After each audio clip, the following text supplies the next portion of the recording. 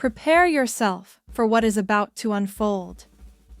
The intense, glaring lights of the Senate Judiciary Committee hearing room cast a stark glow over Supreme Court Justice Brett Kavanaugh as he sat rigidly, shifting slightly in his chair with evident discomfort.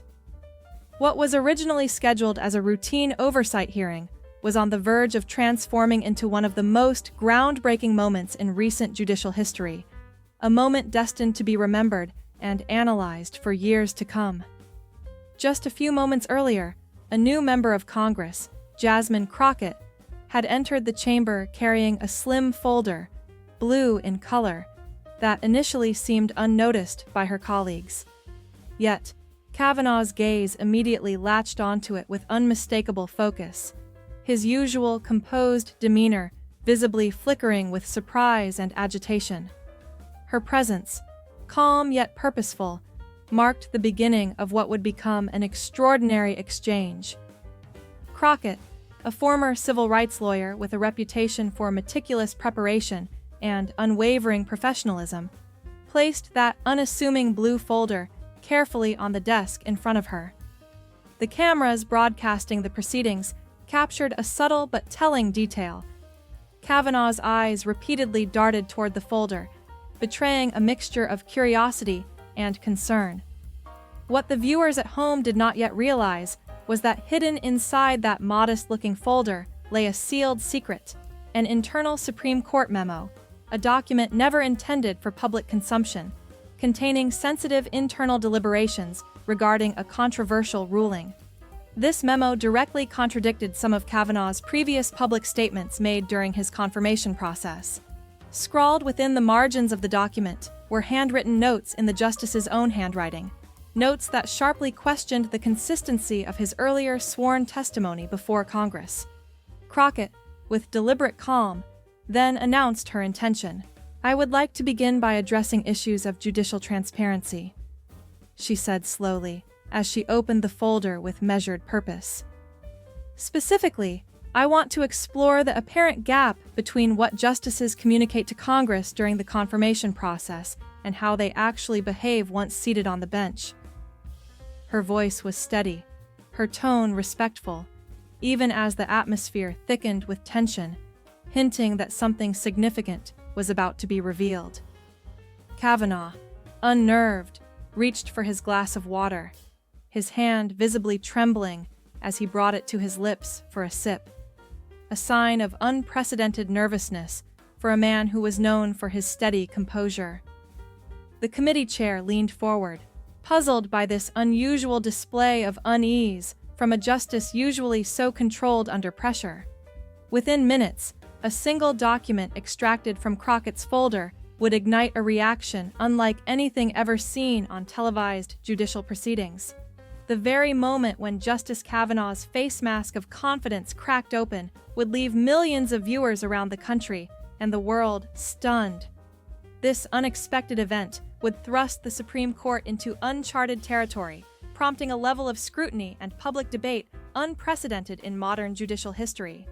Jasmine Crockett, a rising star in both the political arena and the legal community, had climbed the ranks swiftly following a distinguished career as a civil rights attorney in Texas. Known for her sharp legal mind, her unwavering focus, and her unflappable demeanor in tense situations, she had earned her seat on the House Judiciary Committee as a first-term representative, an opportunity perfectly aligned with her background in constitutional law and her commitment to transparency and justice. The committee chair, unaware of the gravity of what was about to happen, announced, "You have 15 minutes for questioning," signaling the start of Crockett's turn to interrogate. Facing her was Brett Kavanaugh, whose nomination to the Supreme Court in the year 2018 had been one of the most fiercely debated confirmations in recent history.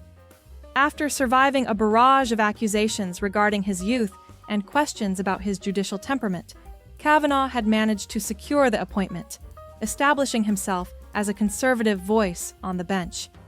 Yet, the events that day threatened to shake the foundation of trust and transparency that supposedly underpinned his role, exposing fissures that had, until then, remained hidden behind his carefully maintained public image. Over the course of the last 5 years, Justice Kavanaugh Crockett had deliberately chosen to steer clear of the limelight and avoid the relentless, often intrusive glare of public attention. Instead of seeking the spotlight, she preferred to remain within the quiet, secluded corridors of the court, where the complexities of legal debate and judicial decision-making could unfold away from the prying eyes of the media and the general populace. Her approach was to focus steadfastly on her duties, trusting that her work and integrity would speak for themselves, and consciously avoiding the distractions and pressures that come with public scrutiny. As the hearing progressed, the questioning unfolded with a formal yet controlled tone. Justice Crockett initiated the dialogue, addressing a delicate matter with her characteristic tact. During your confirmation hearings, you made several specific commitments about your judicial philosophy, especially regarding the importance of precedent and the stability of settled law.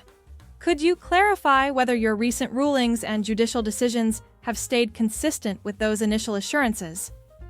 With years of experience behind her, Justice Crockett leaned slightly toward the microphone, embodying the confidence gained from her legal career, yet maintaining an air of impartiality.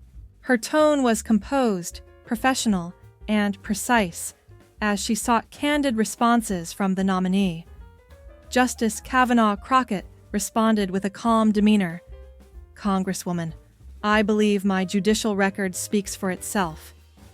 Her voice conveyed certainty and integrity. She continued, emphasizing her approach to each case.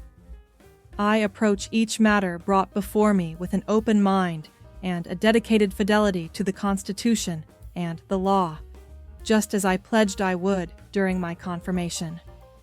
Her words reinforced her image of a judge committed to principled reasoning and unwavering adherence to her constitutional duties. Justice Crockett observed her colleague silently, her face an unreadable mask, yet her attention remained sharp and focused. She then posed a follow-up, subtly probing further. "And would you say that your private deliberations with other justices reflect the same commitment you've just described? Do your internal discussions align with what you've publicly stated?" A flicker of uncertainty briefly crossed Kavanaugh's face, an expression that momentarily betrayed her composure. She responded, her tone neutral and measured. "All justices engage in confidential deliberations. That's an essential part of how our court operates." She paused, then added, "Of course, I understand your concern, but I'm asking specifically about the consistency between your public statements and your private positions." Her words were carefully calibrated, seeking clarity without accusations. Unseen by the audience, the circumstances leading up to this tense exchange were anything but ordinary. Merely 3 weeks prior, an anonymous whistleblower from within the clerical staff of the Supreme Court had come forward, approaching Justice Crockett's team with sensitive information, internal documents that hinted at a troubling inconsistency. These documents purportedly contained discussions and memoranda indicating that Justice Kavanaugh had, in private, taken positions during internal deliberations that starkly contradicted his sworn testimony before Congress. When Crockett's team verified the authenticity of these materials through multiple independent sources, the magnitude of the situation became clear. It was a high-stakes decision, one that would change the course of the hearing and potentially expose a serious breach of trust. Faced with this dilemma, Justice Crockett made a calculated choice. It was a gamble that, if successful, could unveil a deep inconsistency, potentially exposing a justice for having deliberately veered from the truth. Her extensive legal background told her that the most powerful cross-examinations often come when the witness has no hint of what's to come, that unexpected revelations can dismantle the most carefully crafted defenses. The risks were enormous. If the document was genuine, it could prove that a Supreme Court justice had, under oath, lied or misrepresented their true stance, potentially undermining the court's credibility and integrity. Yet, if her effort failed, she faced the backlash of appearing to ambush a colleague, an act that could be portrayed as politically motivated or unethical, especially if the documents were stolen or improperly obtained. With meticulous focus, Justice Crockett continued, shifting her attention to a specific and highly sensitive issue rooted in history. Justice Kavanaugh, I am particularly interested in your publicly expressed views during your confirmation hearings concerning the case of Roe v. Wade. You stated that you regarded that decision as settled law and acknowledged it as an important precedent established by the Supreme Court. Her tone was even, but deliberate, as she pressed forward. Kavanaugh nodded in response, displaying a firm, confident demeanor. That was indeed my testimony, he affirmed, his voice steady. Crockett's eyes narrowed slightly as she reached for a blue folder, the weight of her next words clear. She proceeded. However, 2 years before the Department of Justice moved to overturn that decision, you circulated an internal memo among the conservative justices outlining a strategic plan to reverse Roe. In that memo, you described overturning the ruling as an opportunity, a chance to correct what you termed a constitutional error. An almost uncomfortable silence fell over the room. The committee members and the watchers watched intently, their breath held in collective suspense. The face of Justice Kavanaugh froze in a revealing expression, an almost involuntary look of genuine shock, disbelief written plainly across his features. To see a member of Congress, armed with an internal court document, confront him in such a direct and startling manner was unprecedented. His reaction was caught in every detail by the cameras, a mixture of surprise and, perhaps, apprehension. The silence was thick, the tension palpable, as the room and its participants directly confronted the realization that hidden, internal communications had now entered this publicly televised arena. The chair of the committee straightened abruptly, instinctively aware that this unexpected turn of events had shifted the entire atmosphere of the hearing. The meticulous public facade had been disrupted by an internal document, an unprecedented breach of protocol that threatened to reveal deeper, potentially troubling internal divisions or strategies within the Supreme Court itself. This moment marked a dramatic escalation in the proceedings, an extraordinary turning point that none present would soon forget. The moment of confrontation had now been carefully crafted and set in motion, creating a highly charged atmosphere that was almost palpable in the room. At the center of this tense scene stood a freshly minted congresswoman, still new to Capitol Hill, but already displaying the keen instincts of a seasoned prosecutor. Her sharp eye for detail and unwavering resolve suggested she was prepared to confront her opponent with the tenacity of someone who understood the gravity of the stakes involved. Facing her across the room was a venerable Supreme Court justice, known for his calm composure and extensive experience on the bench. However, in this particular instant, an intriguing tension had begun to surface, that of a man who suddenly realized he might be caught in a contradiction of significant magnitude, a discrepancy that could threaten to unravel his previous statements or positions. All around them, the atmosphere crackled with anticipation because everyone present sensed that a moment of historic importance was approaching, one that might redefine some aspects of judicial oversight. The collective gaze of millions of viewers watching this live broadcast was fixed on this unfolding drama, ready to witness what could be an unprecedented event in the long and complex history of the Supreme Court's oversight of the legislative and executive branches of government. It was a scene that, by all accounts, would be remembered as a defining moment, not only due to its immediate implications, but also because it was about to expose a potential fissure in the sworn commitments and statements of a high-ranking jurist. The tension intensified as the Congresswoman, unperturbed, pressed forward, her tone clear but composed as she sought to extract the truth from the justice. After a brief pause, Justice Kavanaugh responded, his voice more strained and noticeably tighter than earlier, betraying a hint of discomfort despite his efforts to maintain outward composure. "I am not aware of any such memorandum," he declared, attempting to dismiss what had suddenly become a very revealing piece of evidence. Yet, even as he spoke, the slight tremor in his hand as he reached once more for a glass of water subtly betrayed his inner unease, hinting that he may have been caught off guard or was struggling to maintain control over his narrative. Meanwhile, the Congresswoman, unimpressed by his immediate denial, nodded slightly as if she had anticipated this reaction and perhaps expected further clarification.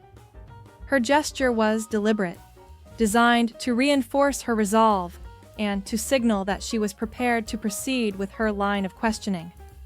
Without hesitation, she deliberately held up a document for all to see, ensuring that the cameras captured every detail. Her purpose was clear: to demonstrate, beyond any doubt, the existence of a memorandum dated the 15th of March in the year 2020, bearing Justice Kavanaugh's signature at the bottom, and circulated among certain members of the court. She explained that this document had been shared with Justices Thomas, Alito Gorsuch, and later with Justice Barrett, following her confirmation, thereby emphasizing its legitimacy and importance. This revelation immediately sparked a ripple of murmurs and whispers through the committee room, as members began exchanging surprised glances and quiet comments about the implications of such a document being in circulation. The sudden shift in tone drew the attention of the chairman of the committee, who immediately banged his gavel sharply, demanding order and calm amidst the rising noise. Addressing Representative Crockett, the chairman expressed concern.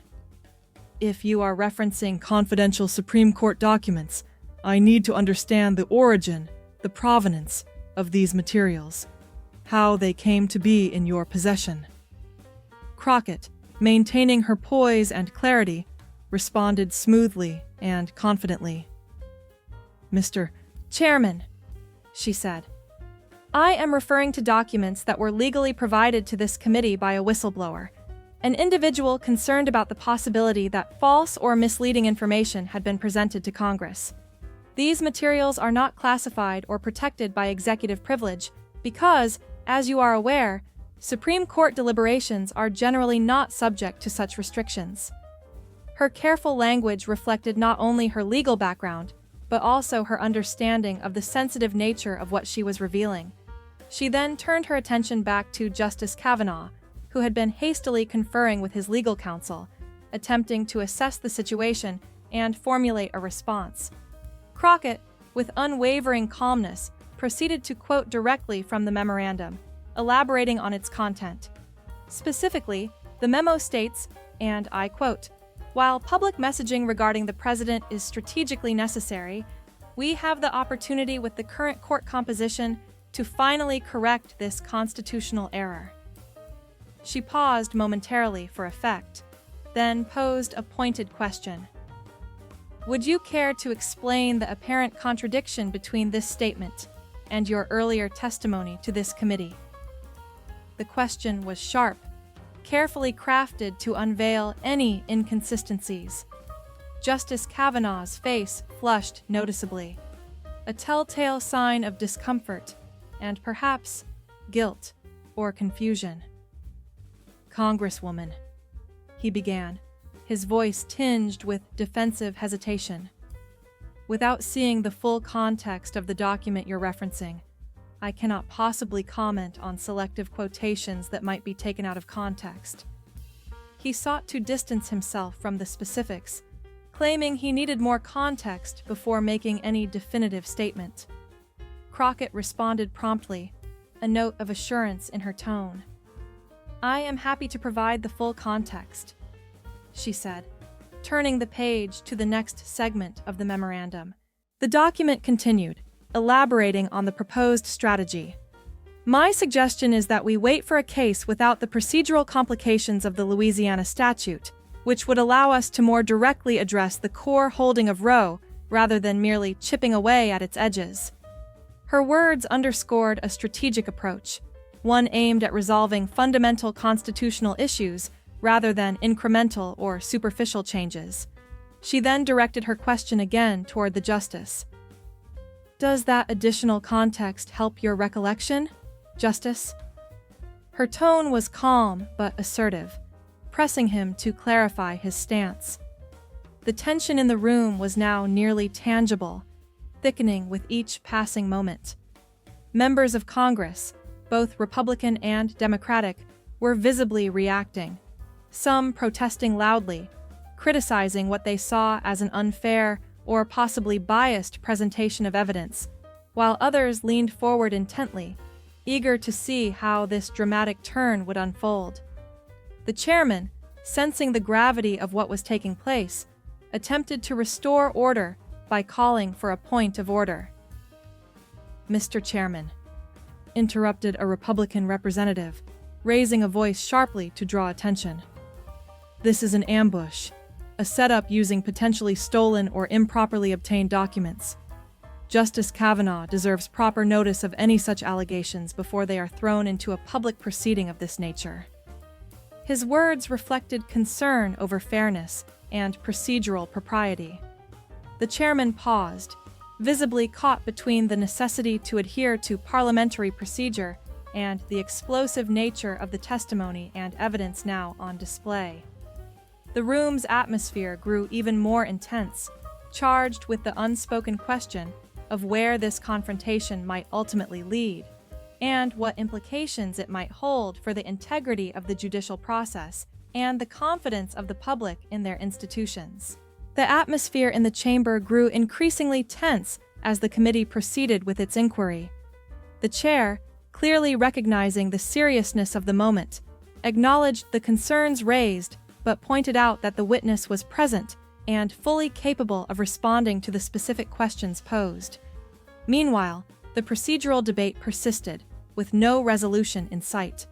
Throughout this exchange, the camera's lens remained fixed unwaveringly on Justice Kavanaugh, a figure who initially exuded calm and composure, but was visibly beginning to fracture under the mounting pressure. His legal counsel, sitting beside him, leaned in quietly, whispering urgent remarks into his ear, attempting to bolster his confidence, or perhaps prepare him for the difficult questions ahead. Yet, despite the murmured reassurance, the justice's gaze stayed fixed intently on a document fluttering in Crockett's hand, indicating that his focus was unwavering, even as his outward appearance hinted at mounting unease. At this pivotal moment, Crockett, a determined congresswoman, decided to interject, breaking the procedural silence with a pointed statement. She requested permission from the chair to present additional documentation, emphasizing its significance by suggesting that Justice Kavanaugh might find it valuable to review it before answering further. Raising a page from her stack of papers, she revealed a critical email correspondence. The email, dated exactly 1 week after a memo that outlined a strategic approach and explicitly recommended maintaining a level of public ambiguity about certain intentions regarding the case of Roe, was now laid bare before the committee. The email explicitly noted that it would be prudent to sustain a degree of uncertainty in the public discourse until an appropriate case materialized, language that strongly suggested the existence of a concealed or strategic plan. This revelation caused a ripple of audible gasps going through the gallery, the audience reacting with shock and intrigue. The news hit hard, casting a stark light on what many might have suspected but had not previously seen documented so clearly.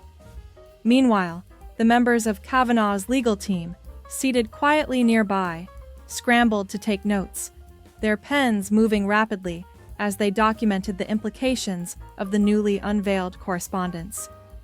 Justice Kavanaugh, visibly under pressure, sat almost alone under the glaring lights of the chamber, with the relentless cameras capturing every moment.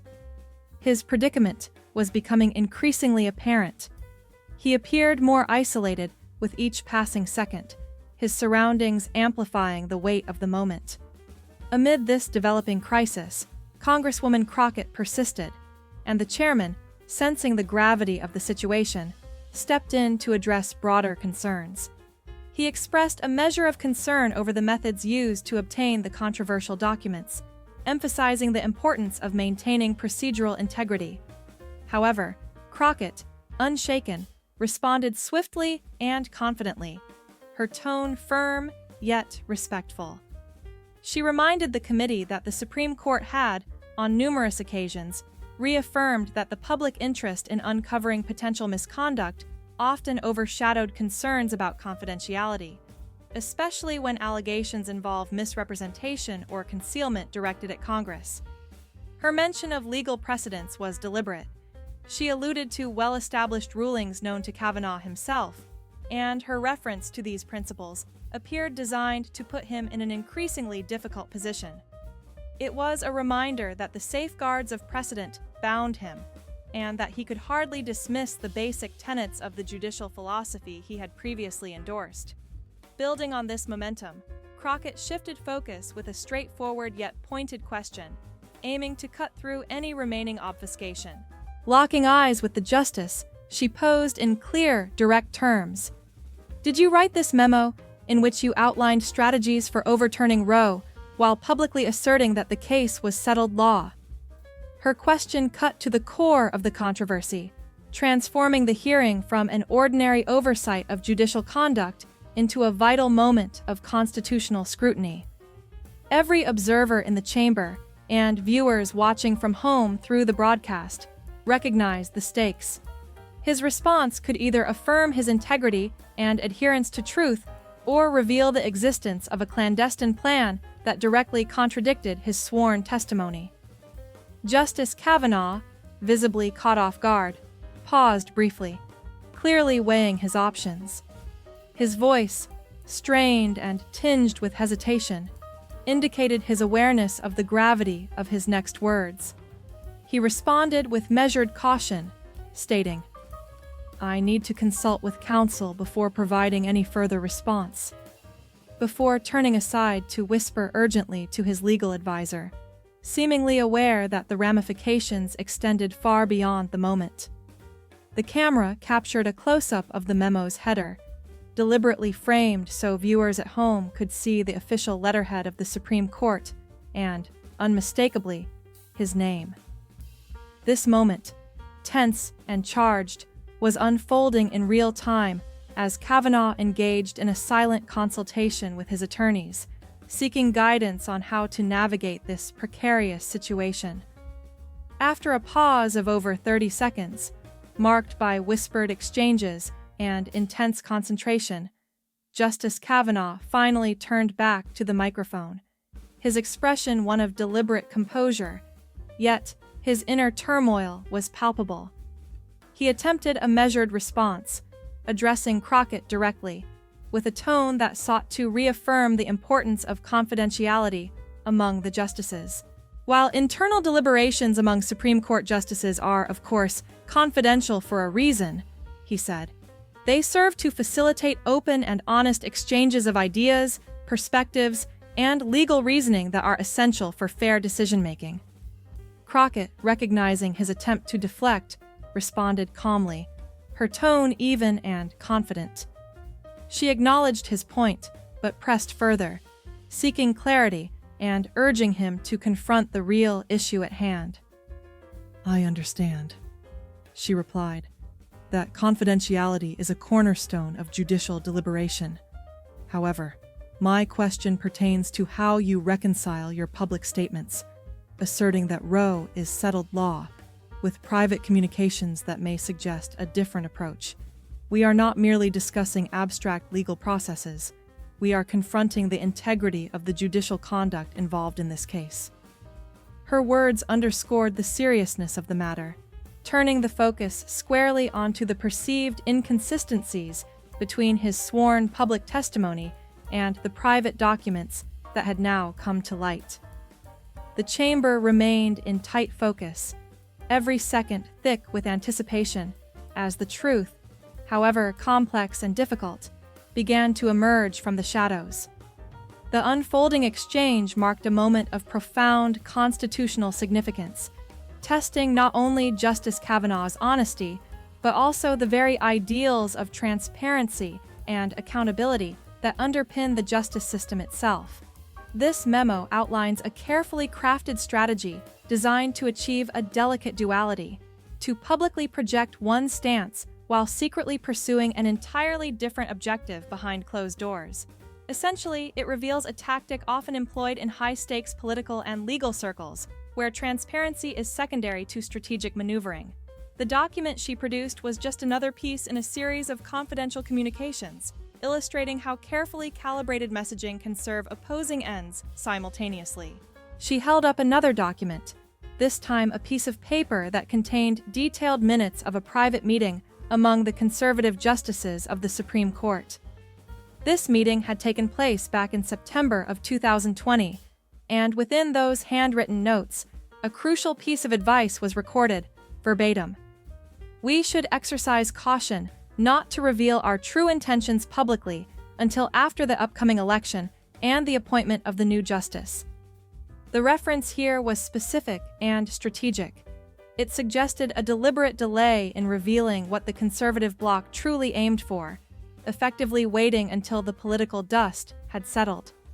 The mentioning of timing, specifically the decision to withhold certain information until after Justice Barrett's confirmation, caused an unmistakable ripple of tension in the hearing room. Several members of the Democratic Committee, who had until that moment perhaps been listening attentively, now appeared visibly struck, exchanging hurried notes among themselves, evidently caught off guard by these revelations that their colleague had chosen to keep secret until this crucial moment. The breath seemed to leave the face of Justice Kavanaugh, whose composure, usually so carefully maintained, was visibly waning. The tranquil judicial demeanor that the Supreme Court justices work hard to uphold was beginning to crack under the weight of Crockett's relentless questioning and the mounting pressure of the concrete evidence she meticulously laid out. Her tone remained calm, professional, and unshaken. Yet, her questions struck at the core of the integrity that the judiciary is supposed to embody. "Justice Kavanaugh," Crockett continued, her voice steady and measured, holding firm amidst the mounting tension. "Did you, in a private email correspondence, write to Justice Thomas that, and I quote, 'Our public statements about respecting the president have successfully provided the necessary cover for our colleagues facing tough confirmation fights?'" She paused, allowing her words to hang in the tense air of the hearing room, emphasizing the weight of the statement. The question lingered for what felt like an uncomfortably long moment, each second packed with the anticipation of an answer. On the Republican side, the members sat motionless, their faces frozen in abject silence, stunned by the potential implications of Crockett's allegation. Several Democratic members, on the other hand, couldn't suppress their reactions. Some let out audible gasps or exchanged disbelieving looks, clearly unprepared for such a bombshell to be dropped during this hearing. The atmosphere was thick with tension, a mixture of shock and anger among those who saw the implications of such a message. Finally, Justice Kavanaugh responded, but his voice lacked its usual authoritative firmness. It was tinged with uncertainty, and you could sense an absence of the judicial conviction he had worn so confidently before. I don't recall such a communication," he managed to say, voice faint and hesitant. His denial was weak. It sounded more like an attempt to dismiss the allegation than a firm refutation backed by certainty. Crockett, however, nodded as if she had anticipated his response, already prepared for this moment. Then, with a calm confidence that contrasted sharply with the discomfort in the room, she reached into her folder and held up a printed email, carefully highlighted for emphasis. The document was dated February the 12th, 2021, and came directly from Justice Kavanaugh's official Supreme Court email account. Would you like me to have this entered into the official record? She asked evenly. The chairman, clearly visibly uneasy with how the hearing had taken a dramatic turn, cleared his throat and announced that the committee would take a 10-minute recess to consider procedural questions. Yet, before the break, Crockett made her move once more. She smoothly interjected with a final request. I'd like to enter one more document into the record. Without missing a beat, she revealed a handwritten note from Justice Kavanaugh addressed to Justice Barrett, congratulating her on her Senate confirmation. The note concluded with a bold statement in his own handwriting. Now we have the votes to overturn Roe, as we've discussed. The camera zoomed in on Kavanaugh's face as he was caught reacting in real time. A quick flinch, followed by a frantic, almost panicked glance toward his legal counsel. A subtle but unmistakable display of the internal conflict he was experiencing. This candid reaction was striking, the kind of unscripted, unguarded moment that Supreme Court justices, expert at maintaining serene, impartial exteriors, almost never show in public. The note's date, which was in November of 2020, placed it only weeks after Justice Barrett's confirmation, yet more than a year and a half before Justice Kavanaugh had joined the majority opinion in a case named Dobbs, which controversially overturned the federal precedent on abortion rights, a decision that many saw as ultimately rooted in the justice's personal views rather than a strict constitutional interpretation. Those facts unravel significant questions about how judicial decisions are influenced by undisclosed conversations and strategic planning, challenging the presumed impartiality of the highest court in the land. As Crockett's voice faded with the sound of the gavel marking the start of the recess, it became painfully clear that the damage had already been done. The nation's viewers, sitting in their living rooms and workplaces, had just witnessed a moment that would leave an indelible mark on their collective consciousness. Not only had they been presented with a trove of documents that shed new light on a highly controversial issue, but they also had the rare, raw eyewitness account of Justice Kavanaugh's visceral reaction to what was then unfolding before him. His physical response, an involuntary wince, a fleeting look of surprise, perhaps a hint of unease, conveyed messages far more powerful than any carefully crafted words could ever hope to express. In that fleeting, unguarded moment, it was as if the very foundation of the justice's credibility was beginning to tremble and crack right on live television, unfolding in real time before a nationwide audience, eager to process each new development. When the committee members reconvened precisely 10 minutes later, the atmosphere within the chamber had shifted dramatically. The confident, poised jurist who had entered earlier seemed entirely transformed. That familiar air of assuredness and calm professionalism had been replaced by a visibly altered demeanor, an individual now clearly engaged in an intense effort to manage a mounting crisis. His expression showed signs of strain, and his posture suggested a readiness to navigate rough waters. It was obvious to all that Justice Kavanaugh was no longer in the comfortable zone of legal debate. Instead, he was now deeply immersed in damage control, trying to contain the unfolding controversy and its potential repercussions. The committee's chair, with a calm yet firm tone, addressed the witness directly. Mr. Chairman, before we proceed further, I would like to make a brief statement, Kavanaugh announced, his voice notably more measured and controlled. This change in tone indicated that he likely used the recess to prepare himself, perhaps even to craft a coherent response to the barrage of questions and accusations. It's common within the judicial universe that deliberations among justices involve careful exploration of a range of legal perspectives and potential strategies, discussions kept confidential away from public eyes. Such internal exchanges do not necessarily indicate personal beliefs or final judgments, but serve as part of the complex process of legal reasoning. Justice Crockett listened thoughtfully and then directed her most pointed inquiry. Her question cut to the core of the controversy.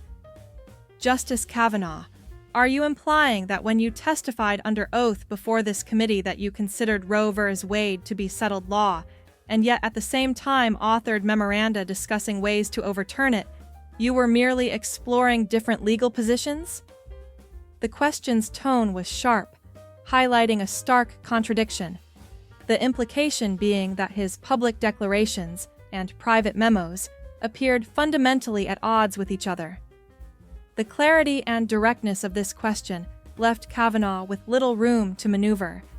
His response, or rather the silence that ensued, lasted several tense seconds as millions of viewers held their breath, witnessing what many would later describe as the most damaging moment of the entire hearing process. In the wake of that exchange, the aftermath was immediate and far-reaching.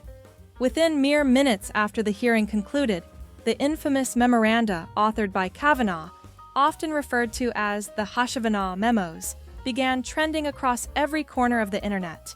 Clips of the intense confrontation were swiftly circulated on social media platforms, sparking widespread discussion and analysis. News outlets interrupted their regular programming to delve into the significance of what had transpired, with many commentators labeling this event as perhaps the most consequential instance of congressional oversight involving the Supreme Court in recent history. The coverage was intense and urgent, as experts from diverse political backgrounds weighed in to interpret the implications of these revelations. Major newspapers convened urgent editorial meetings to prepare special editions that would cover the developing story in depth. One headline in the Washington Post succinctly captured the gravity of the situation. Constitutional crisis. Kavanaugh documents reveal potential contradictions in testimony. The New York Times followed with its own compelling headline. Supreme Court Justice at Crossroads. Private memos clash with public statements. Legal scholars, constitutional experts, and political analysts flooded television screens, appearing across cable news channels and talk shows, each offering their perspective on the mounting scandal. Harvard law professor Lawrence Tribe described the moment as a seismic event for judicial accountability, emphasizing how fundamentally the incident challenged existing norms of judicial integrity. Conversely, conservative legal analyst Jonathan Turley acknowledged that, should these documents be verified, they raise serious questions about the sincerity and honesty of Justice Kavanaugh's sworn statements. The novelty of this situation did not go unnoticed. Court watchers and legal observers pointed out that the revelation was unprecedented in the history of the judiciary. CNN's Joan Biskupic offered insight, explaining, "The Supreme Court has long operated with extraordinary confidentiality. What the public has known about its internal processes has often been limited to official statements and decisions." She added that what Congresswoman Crockett revealed was not just about one judge's credibility, but potentially exposed broader issues about how judicial nominations and confirmations have been strategically approached by nominees wary of revealing their true legal intentions. Meanwhile, the White House issued a carefully crafted statement, attempting to manage the fallout and frame the unfolding controversy within the larger context of national judicial integrity and political responsibility. The entire episode marked a stark deviation from the norm, drawing widespread attention to the often opaque world of high-level judicial deliberations, and opening a new chapter in the ongoing debate over transparency, accountability, and the delicate balance of power among branches of government. The president firmly believes in the fundamental independence of the judiciary, asserting that judges must remain free from external pressures and influence, and also in the integrity of the congressional oversight process, which serves as a vital check and balance within the government. These convictions, however, are now clouded by a series of serious allegations that have sparked intense public debate and demands for thorough investigation. Such claims are no trivial matter. They strike at the core of the justice system's credibility and necessitate careful probing through proper legal and institutional channels to establish the facts with clarity and fairness. In response to recent developments, supporters of Justice Kavanaugh acted swiftly to defend his reputation and legitimacy. A rally of his advocates appeared in rapid succession, raising questions about the origins of certain controversial documents that had come to light. They argued that these papers might have been fabricated, deliberately taken out of context, or obtained illegally, all tactics that could severely undermine the judicial process. Judicial crisis networks, with prominent figures like Carrie Severino from Fox News, publicly voiced their concerns, asserting that the entire situation seemed to be a politically motivated attack aimed at damaging the justices' standing. They viewed the exposure of these documents and the subsequent reactions not as isolated incidents, but as part of a broader scheme to discredit a fair and impartial judiciary. However, the visual evidence of Justice Kavanaugh's reaction during the proceedings proved to be particularly powerful and difficult to dismiss. The high-definition footage captured an expression of apparent panic and distress that replayed repeatedly across media platforms, leaving a lasting impression on viewers.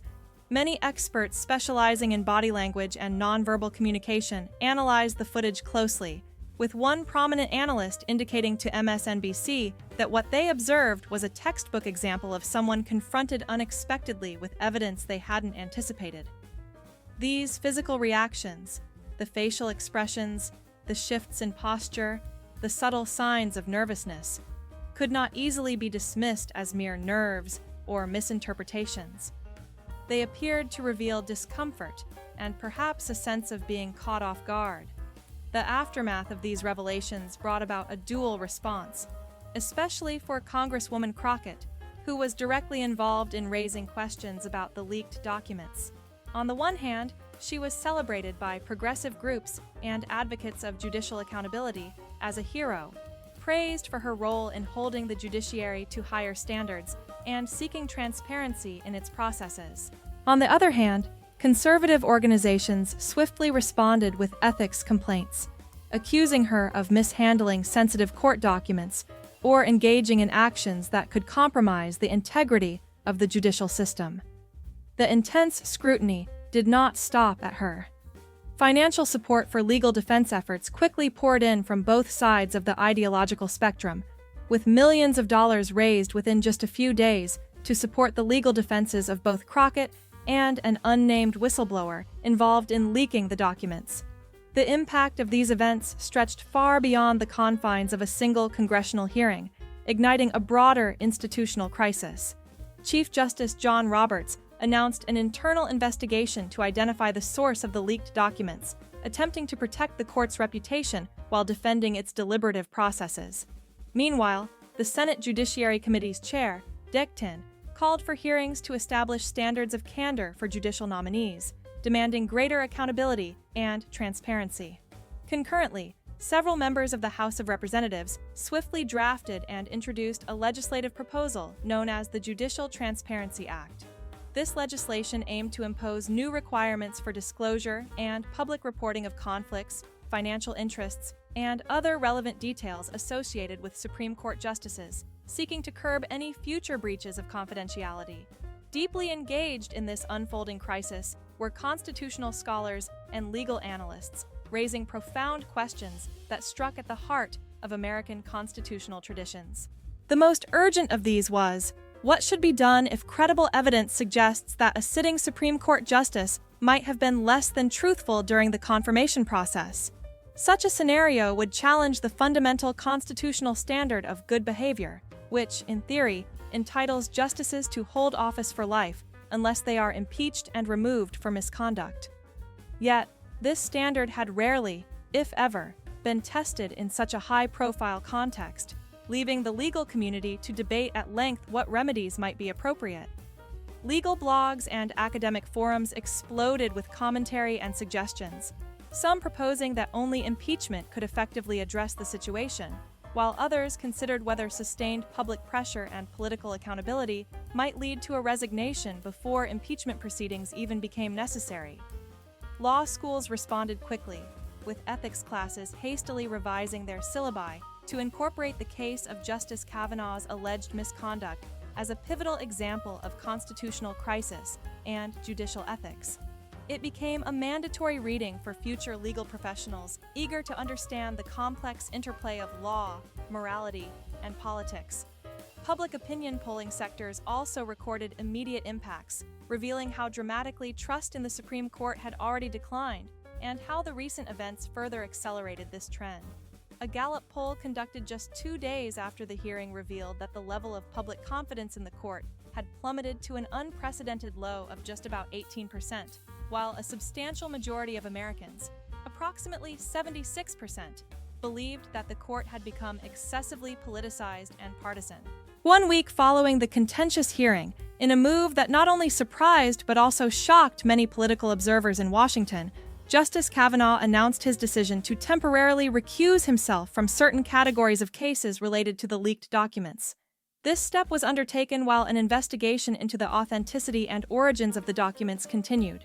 Remarkably, this limited recusal marked the first time a sitting Supreme Court justice had voluntarily stepped back from hearing particular cases for such reasons. Many interpreted this action as an attempt by the justice to alleviate mounting pressure and restore some measure of public trust, all while carefully avoiding an outright admission of any wrongdoing.